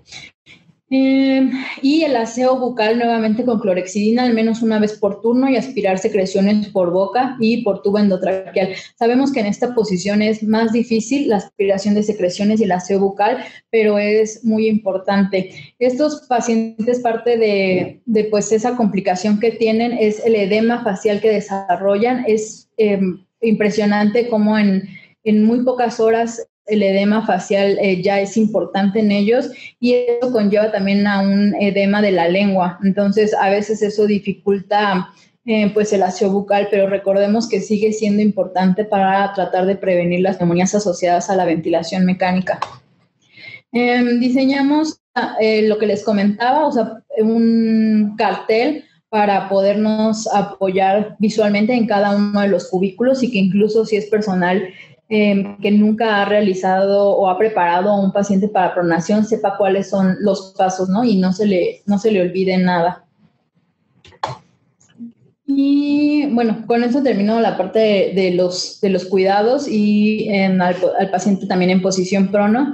Y por último, nada más les quería compartir este artículo que habla de 10 mejores prácticas para mejorar la comunicación entre el proveedor y la enfermera de medicina de emergencias. Entonces, en este artículo nos dice que la comunicación exitosa entre los médicos y las enfermeras requiere de estrategias para mejorar el intercambio de conocimientos. La comunicación en urgencias y en cualquier área crítica es vital para una atención segura y efectiva. Esta investigación se realizó en grupos focales e hizo un análisis del mapeo conceptual entre médicos y enfermeras para identificar cuáles eran las necesidades de información. Y en base a lo que ellos detectaron, publicaron lo que ellos llaman como 10 mandamientos de comunicación médico-enfermera. Me gusta hacer mucho énfasis porque tal vez antes de la pandemia, pues el personal, pues éramos menos personal, menos enfermeras. El trabajo entre los residentes de terapia intensiva y el personal de enfermería tiene que ser muy estrecho, debe de haber confianza para una adecuada comunicación y la comunicación verbal es esencial, sabemos, en pacientes en áreas críticas. Incluso antes llegamos a tener personal que llegaba de otras áreas y, por ejemplo, comentaban, si a lo mejor no me ponen una indicación por escrito, no la puedo realizar. Sabemos que, pues a lo mejor muchas veces podemos pensar que está de entrada la parte legal, pero sabemos que un paciente, por ejemplo, que presenta hipotensión y al que le necesitamos iniciar una infusión de norepinefrina, pues es un paciente que no podemos esperar que nos hagan una indicación por escrito para nosotros realizar este tipo de intervenciones. Entonces, es muy importante que la comunicación entre el personal médico y de enfermería sea muy estrecha y haya confianza. Entre los 10 mandamientos está el primero: comunicar la evaluación, diagnóstico y plan de atención a otros miembros del equipo lo antes posible. Actualizar al equipo de cualquier cambio en el plan. Esto va sobre todo para el personal médico. A nosotros, cuando hacen su visita, nos dicen, por ejemplo, en la parte neurológico, queremos que el paciente tenga SAS de un punto, está con fentanil, midazolam, en caso de que haga un esfuerzo ventilatorio, avísanos y entonces iniciamos la administración de Propofol o así, ¿no? En la parte ventilatoria queremos que el paciente tenga una saturación de tanto, nos preguntan cómo están las secreciones, cuáles son las características y nosotros hemos visto que forma tapones. Entonces, toda esa comunicación es importante. La segunda es comunicar las tareas pendientes en la atención del paciente, así como información sobre cambios o retrasos en tareas u órdenes. Por ejemplo, como tareas pendientes, nosotros, algunos pacientes, se me ocurre, tienen vancomicina y tomamos niveles de vancomicina. Entonces, desde la mañana nos dicen, hoy le tocan niveles de vancomicina, ¿a qué hora es su siguiente dosis? No, pues a las 6 de la tarde. Entonces, a las 5 de la tarde hay que tomar los niveles de vancomicina. Entonces, ya nosotros sabemos los planes con anticipación. 3, comunicar detalles sobre pruebas de diagnóstico proactivas e intervenciones terapéuticas. Por ejemplo, si el paciente va a acudir a una tomografía o si necesita hemocultivos. 4, no asumir que todos tienen un entendimiento compartido. Reconocer que pueden tener acceso exclusivo a la información y asegurarse de que se comparta de manera oportuna. Por ejemplo, en el instituto se maneja de forma electrónica los resultados de los cultivos. Entonces, a lo mejor a veces como personal de enfermería no nos da tiempo de estar revisando, pero ellos nos pueden comunicar, ya salió el cultivo positivo para tal bacteria y entonces vamos a hacer un cambio de antibióticos o vamos a iniciar tal medicamento. 5, notificar al equipo sobre cualquier cambio crítico o inesperado en los signos vitales o el estado del paciente. Eso es muy importante de nuestra parte hacia ellos, ¿no? A veces ha sucedido, por ejemplo, que entran los médicos y a lo mejor ya se inició la norepinefrina y nadie les avisó, o el paciente se desaturó y le subimos al FiO2 al 100% y ellos en la última visita estaba el FiO2 al 40%. Entonces, eso es importante que nosotros lo comuniquemos siempre. No asumir que las órdenes electrónicas sustituyen la comunicación verbal. Este es muy importante, ya sean órdenes electrónicas o órdenes por escrito, porque muchas veces sabemos que como personal de enfermería nuestra carga de trabajo es grande y a lo mejor no tenemos tiempo de estar revisando. En nuestro caso sí contamos con el sistema electrónico, de sentarnos en la computadora y revisar si hay una nueva indicación, ¿no? Entonces, a lo mejor si es un cambio importante, por ejemplo, como inicio de antibióticos, a lo mejor desde las 8 de la mañana lo indicaron y yo pude revisar las indicaciones hasta las 11 porque tengo 2 o 3 pacientes, no lo sé. Entonces, siempre no hay que ellos o el personal médico se les pide que no asuman que el que hayan escrito una indicación los exenta de comunicarnos verbalmente ese cambio en las indicaciones, ya que eso retrasa el tratamiento de los pacientes. 7, utilizar la comunicación asincrónica para elementos de menor prioridad para ayudar en la priorización. En este punto realmente habla como de cosas que no sean tan importantes, que se pueden dejar notas, tal vez para recordar que hace falta algún cambio en las indicaciones o algo así. 8, adaptar las estrategias de comunicación según el nivel de experiencia de los miembros del equipo y las relaciones existentes. Aquí se refiere a esta parte donde a lo mejor nosotros con el personal médico que ya llevábamos trabajando 1 o 2 años, probablemente ellos conocen que si nosotros iniciamos a lo mejor el vasopresor en infusión, pues nosotros vamos a ir aumentando la dosis o disminuyéndola de acuerdo a las metas, pero probablemente si es personal que ellos no conocen o que son de nuevo ingreso, pues deban de ser más claros en las indicaciones acerca de las metas que quieren o acerca de los medicamentos que se están administrando y los cuidados que estos requieren. La 9, adaptar estrategias de comunicación al diseño físico del servicio, especialmente en instalaciones donde enfermeras y médicos tengan estaciones de trabajo ocultas entre sí o donde no es obvio que miembros del personal están en diferentes equipos de atención. Aquí es lo que les comentaba al principio de la plática. Actualmente, no sé cómo sea en sus hospitales, pero nosotros, ahora sí que a la hora de la entrada al área COVID, no siempre los médicos están ahí. Muchas veces, como comentábamos, pues necesitan salir a tomar agua, al baño, a darse un break y no están el 100% del tiempo en esa área. Entonces, necesitamos tener esas estrategias de comunicación, por ejemplo, para comunicarnos por teléfono o por medio de alguna otra forma, ¿no? Pero que no el hecho de que ellos no estén en esa área pueda omitir que nosotros comuniquemos alguna situación importante referente al paciente. Y 10, utilizar estrategias que exploten el nivel de experiencia del proveedor independientemente de la jerarquía de los roles. Aquí tiene que ver un poquito con lo que yo les mencionaba al principio sobre el sistema piramidal. Aquí ellos lo que mencionan en el artículo es que no siempre se necesita pedir ayuda a lo mejor al residente o al médico. Tal vez haya una enfermera de mayor experiencia o con habilidades que pueda resolver una situación crítica en ese momento.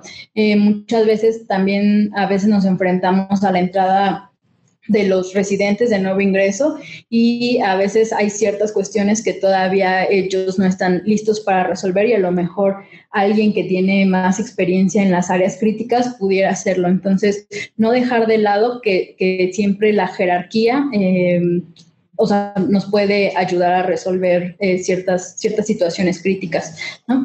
Y pues realmente con esto termino la plática.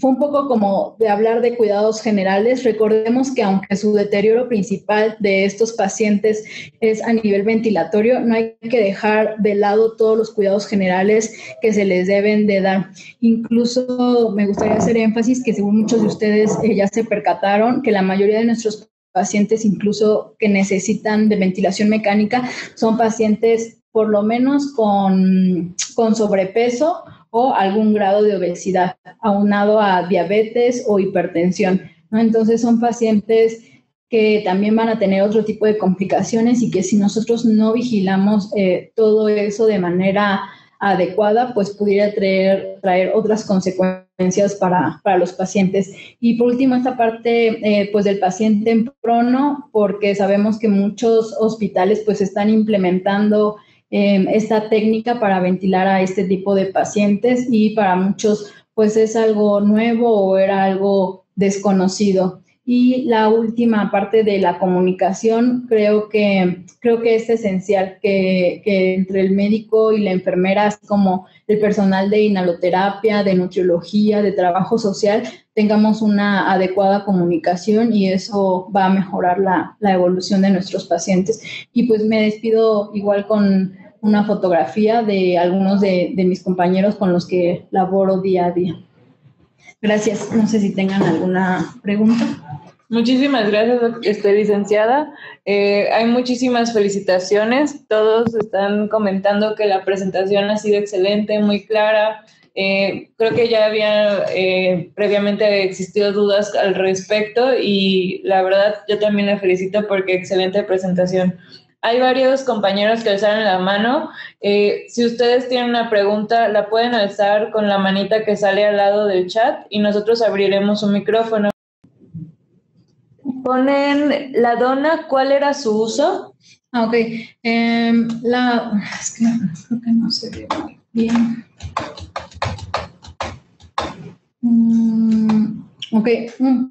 no se logra ver, creo, muy bien en esta imagen, pero la dona está colocada justo por debajo del paciente en esta zona y la formamos con apósitos y con vendas. Entonces, en la parte del medio, que es donde queda libre, queda justo de esta forma para que el pabellón auricular quede liberado. La otra es la órbita ocular y la nariz que queda de lado también quede liberada de presión. Incluso con la dona, cuando se ha llegado a colocar mal, hemos tenido pacientes que desarrollan úlceras por presión en los pabellones auriculares y con la parte del ojo hay que tener mucho cuidado porque recordemos que los pacientes van a estar edematizados. Entonces, ese edema que ellos presentan más, si no colocáramos la dona y estuviera un sitio de presión constante, pudiera ocasionar una úlcera corneal. Entonces, ese es el objetivo de la dona. Debe de ser como lo suficientemente gruesa para que cuando coloquemos la cara del paciente sobre la dona, esta no se, digamos que se aplaste, ¿no? Conforme van pasando los días y el peso del paciente, pues la dona se puede ir disminuyendo, entonces ya no funciona. Entonces, el objetivo de la dona es liberar la presión del pabellón auricular, de la órbita ocular y de la nariz para evitar el desarrollo de úlceras por presión en esa zona. Muchísimas gracias. Aquí preguntan si existe algún tipo de clorhexidina para aseo bucal, si hay alguna especificación. La clorhexidina aseo bucal debe ser al 0.12%. Nosotros así la adquiere el instituto. Sin embargo, hay algunos enjuagues bucales que venden en la farmacia y que tienen ya la clorhexidina. Entonces, recuerden que lo importante, si a lo mejor no cuentan con estos enjuagues bucales, es realizar el aseo de la mucosa oral. Y eso incluye retirar bien todos los restos de secreciones que quedan en la boca, porque recordemos que es la principal causa de neumonías asociadas a la ventilación mecánica, la microaspiración de secreciones que van de la boca hacia los pulmones. Y esto es precisamente por eso hablábamos también del neumotaponamiento, ¿no? Porque si no hay una adecuada presión del globo, estas secreciones, ya que el paciente está sedado por la posición y no tiene la posibilidad de deglutir esas secreciones caen solas y digamos que se desplazan hacia los pulmones. Entonces, la clorhexidina, si no cuentan, nosotros contamos así con los enjuagues de clorhexidina, que son al 0.12%, si no cuentan con ellos, en la farmacia se pueden adquirir enjuagues bucales que nada más vean que en el ingrediente tenga clorhexidina, y si no se puede adquirir tampoco, con que ustedes realicen un aseo bucal adecuado, incluso con pasta de dientes, y retiren todas las secreciones y aspiren secreciones por turno, eso puede hacer la diferencia con sus pacientes. Yo les comento siempre, por ejemplo, nuestros enjuagues son en spray, entonces, por ejemplo, a veces cuando empiezan a realizar ese tipo de cuidados, pues nada más colocan el spray y aspiran y ya, ¿no? Y a lo mejor cuando vemos, pues el paciente tiene muchas secreciones en la boca. Entonces, el aseo bucal es realizarlo bien, como si nosotros nos estuviéramos cepillando los dientes y retirar así que los restos de secreciones que veamos en la mucosa oral. Eso es lo que va a ayudar a la desinfección de esta y a la prevención de neumonías. No sé si con eso quede clara la... Muchas gracias. Enfermera Beatriz, voy a activar su micrófono, la estamos viendo en la pantalla. Deme 2 segundos. Enfermera, listo. Ya puede hablar. Buenas tardes. La felicito, licenciada, por su exposición. La verdad es que es muy clara en todo lo que explica, pero aún así yo tengo una duda. ¿Cuánto tiempo es el tiempo ideal de dejar a un paciente en posición prono?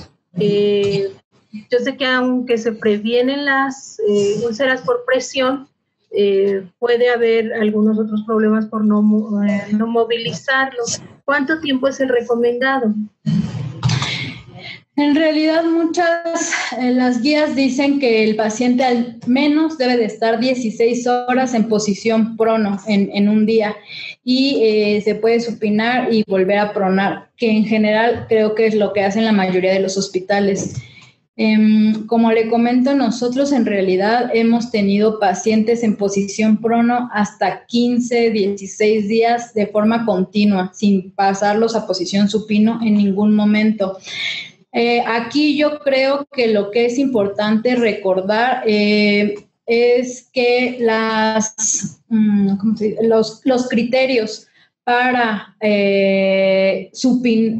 un paciente que esté en posición prono, supinarlo, son PIP igual o menor de 10, una PAFI igual o mayor a 150 y una FiO2 igual o menor al 50%. Si su paciente cumple con estos criterios, es momento de que lo podemos supinar. Eso es lo que está descrito. Dentro de las complicaciones que se pueden presentar, pues sí pudieran ser las úlceras, sin embargo, tampoco las úlceras lo hemos tomado como un criterio para tener que supinar al paciente. Lo que sí es un criterio es que el paciente presente inestabilidad hemodinámica. Por ejemplo, algún tipo de arritmia e incluso en inestabilidad hemodinámica me gustaría hacer como un poco de énfasis porque nosotros hemos pronado pacientes incluso hasta con 0.6, 0.7 microgramos kilogramo minuto de norepinefrina. O sea, el hecho de que un paciente tenga vasopresor a dosis bajas tampoco nos habla de una inestabilidad hemodinámica que sea lo suficientemente pues importante como para no pronarlo. Entonces, dentro de las contraindicaciones está, por ejemplo, la hipertensión intracraneal, la inestabilidad hemodinámica del paciente e incluso pacientes embarazadas después del primer trimestre o pacientes con abdomen abierto. Sin embargo, esas son las contraindicaciones de pronar a un paciente. Pero ya en paciente pronado, pues realmente solo sería que presentara inestabilidad hemodinámica, sería supinarlo o que obviamente hubiera alguna complicación, por ejemplo, como la salida del tubo o el retiro, por ejemplo, del catéter y a lo mejor para colocárselo nuevamente tuviera que supinarse. Sin embargo, si no pasa nada de esas complicaciones, nosotros mantenemos al paciente pronado el tiempo que sea necesario hasta que cumpla con los criterios que comentaba, que son PAFI igual o mayor a 150, con parámetros ventilatorios de FiO2 igual o menor al 50% y PIP igual o menor a 10. No sé si respondí. Sí, quedó claro, muchas gracias. Quisiera hacer una pregunta nada más, ya por último, ¿se le puede dar al paciente algún manejo de terapia física para evitar también que sus músculos, sus articulaciones queden dañadas? Sí, claro que sí. Sabemos que está en un auge muy grande la presencia de la rehabilitación en la unidad de cuidados intensivos, sobre todo en este tipo de pacientes que, bueno, en nuestra experiencia en la UTI, actualmente el tiempo promedio que dura el paciente con intubación, con ventilación mecánica invasiva es de 17 días. Y entonces, en general, de esos 17 días, por lo menos unos 14 o 15 días pasan con sedación y analgesia. Y pues a lo mejor unos 3 o 4 días con infusiones de relajantes musculares. Entonces, si tienen la posibilidad de dar rehabilitación física a este tipo de pacientes es muy importante. Ahorita que tocó ese tema, nada, me gustaría hacer énfasis que justo, de hecho, en la imagen que viene en la presentación, que la van a compartir, sí, donde les mencionaba que la cabeza, hacia donde va la cara, debe de estar arriba la mano. Es importante que cuando ustedes hagan la rotación de cabeza, el brazo debe de bajarse, y es importante que recordemos que el paciente al estar en posición prono, el movimiento natural del brazo sería hacia abajo.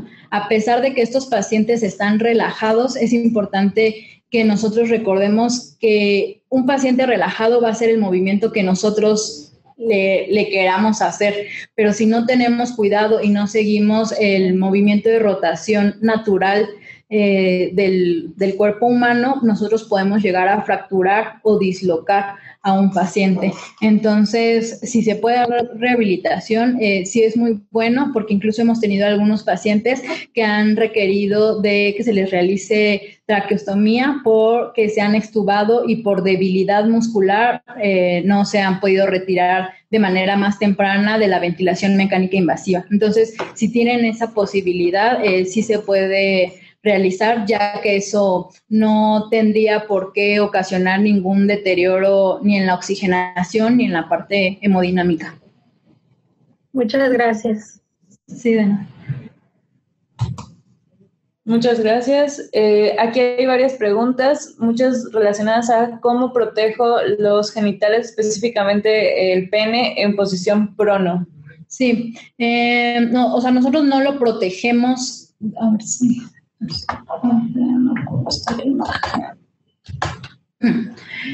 por ejemplo, si ustedes ven en esta imagen que es donde nosotros colocamos los hidrocoloides, ahora, algo importante es que eso es algo que nosotros realizamos porque contamos con los hidrocoloides, con estos apósitos. Hay otros hospitales que tienen, por ejemplo, apósitos hidrocelulares y es con lo que protegen a los pacientes. Otros hospitales no cuentan con nada de esto y a lo mejor cuentan con protectores cutáneos y colocan protectores cutáneos a la piel para tratar de disminuir las lesiones. Entonces, si se fijan, no hay aquí en la parte de los genitales, suponiendo que fuera un hombre, no hay ningún tipo de protección.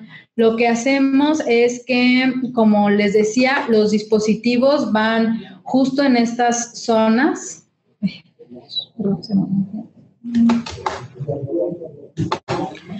Justo en estas zonas laterales van los dispositivos y el pañal va en la zona de genitales, o sea, no ponemos más 3, 4 pañales, no, o sea, un pañal solamente por si el paciente evacúa. Aquí lo importante es que el pañal no quede a tensión, es decir, que se haga, nosotros decimos, no sé cómo decirlo de otra forma, nosotros decimos que se haga como un huequito o como una cuevita justo en la zona donde caen los genitales masculinos. Y entonces recuerden que como los dispositivos laterales están, pues sí, justo a los lados de los genitales, digamos que se libera la presión de los genitales. Hasta el momento no hemos tenido, o sea, una úlcera por presión, pero sí al caer, si no se libera adecuadamente, podrían lesionarse. Entonces, realmente es lo único que hacemos. Igual que lo que les comentaba, por ejemplo, de las glándulas mamarias en mujeres. Los dispositivos que están alrededor de estas zonas son los que hacen que el paciente se eleve y entonces tanto los genitales masculinos como las mamas de las mujeres caen y quedan liberada la presión por los dispositivos estáticos que están alrededor.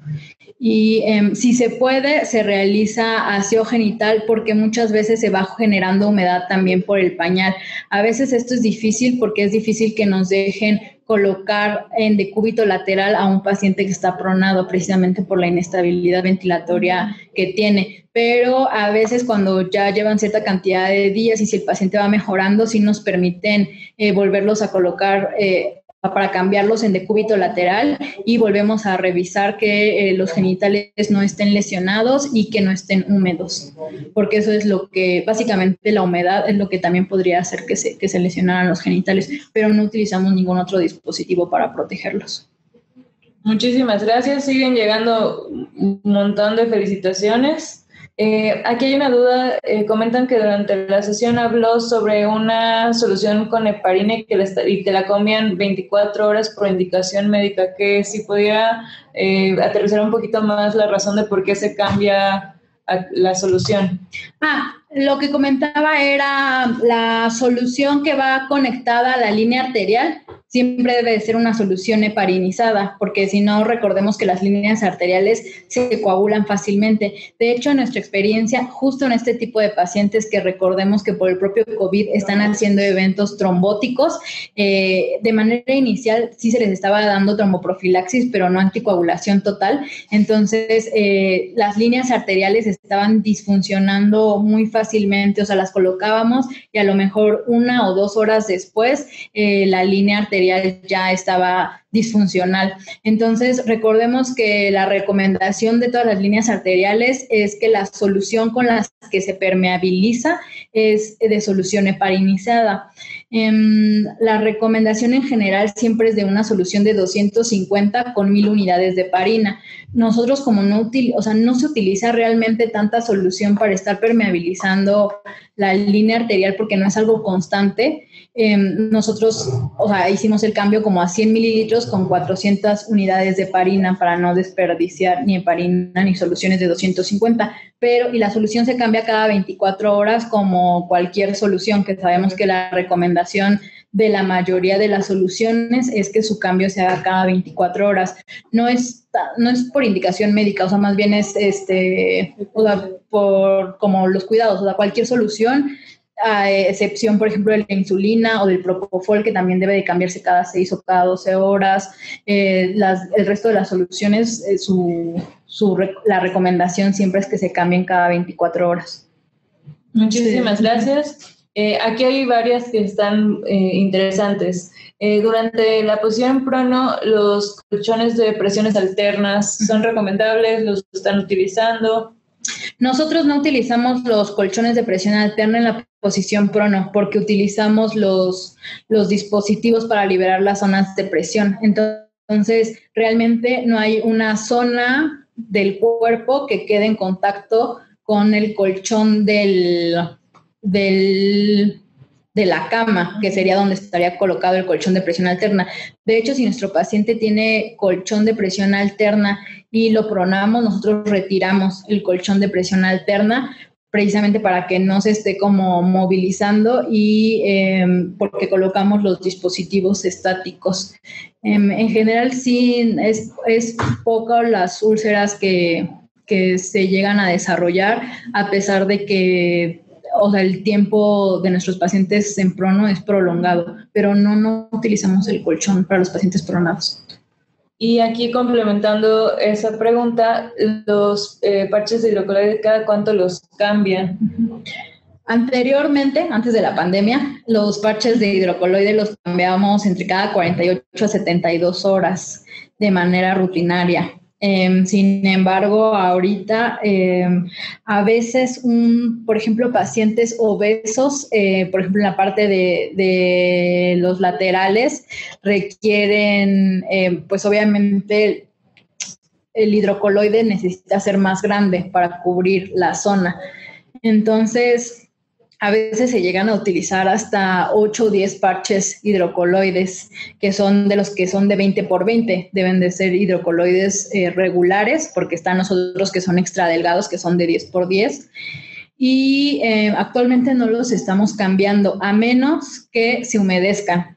Si se humedecen, sobre todo los que se humedecen son los de la cara, los de la parte de las mejillas, por las secreciones del paciente. Recordemos que por la posición pues es más fácil que el paciente esté teniendo secreciones por la boca y estas zonas se humedezcan. Ahí sí es importante cambiarlos porque si no se desarrollan igual lesiones dérmicas. Entonces, actualmente no los estamos cambiando para no desperdiciar pues tantos hidrocoloides, porque sabemos que es un material que es caro y pues ya el hecho de utilizar 8 o 10 hidrocoloides desde manera inicial con un paciente pues es un gasto fuerte. Entonces no los estamos cambiando a menos que se humedezcan. Ahí sí sería importante que ustedes realizaran el cambio. O también realizamos el cambio en la cara de los hombres cuando vemos que comienza a crecer el vello facial, porque comienzan a despegarse, obviamente, por el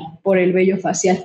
Y como les comentaba, algo importante es que, no recuerdo si lo recalqué, que los hidrocoloides los pegamos ya sea con micropor o con Ipafix o Hypafix, no con tela adhesiva, porque eso sí podría lesionar más la piel de los pacientes.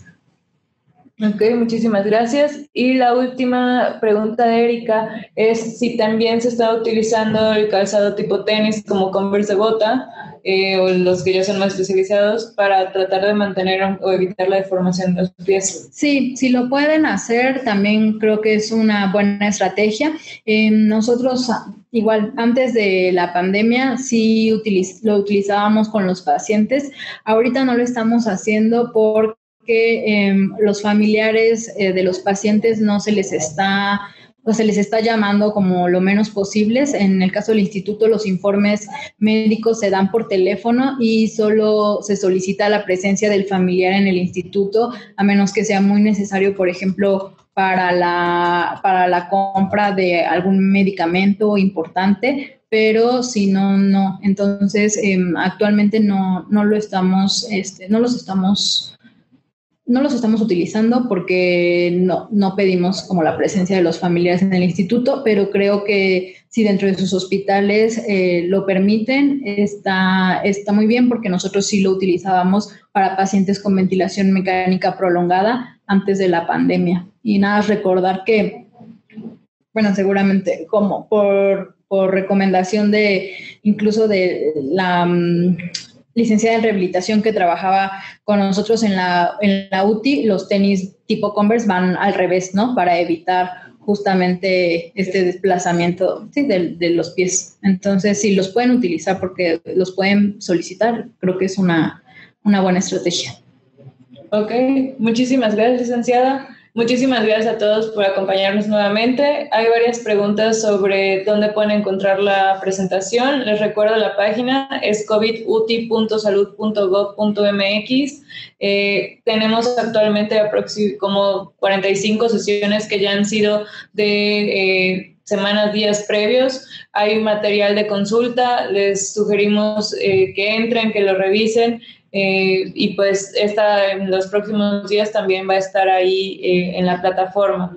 También nuevamente les comentamos, hay una encuesta que estamos realizando porque queremos complementar los temas que ya se han visto previamente y también para ir pensando en otros temas que ya no solamente sean sobre paciente en contexto de COVID, sino algunos otros temas que también son de relevancia para nuestra práctica diaria en un segundo nivel de atención. Muchísimas gracias nuevamente. Que tengan una excelente tarde y nos vemos el día de mañana. Hasta luego. Muchas gracias. Gracias.